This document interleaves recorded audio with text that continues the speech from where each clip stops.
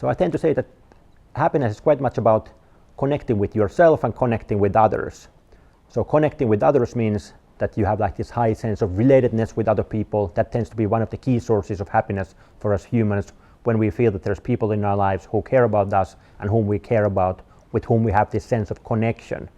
So make sure you have those connections, and also make sure that you spend enough time with those people who care about you and whom you care about. But then the other side of the equation is that connecting with yourself, which means that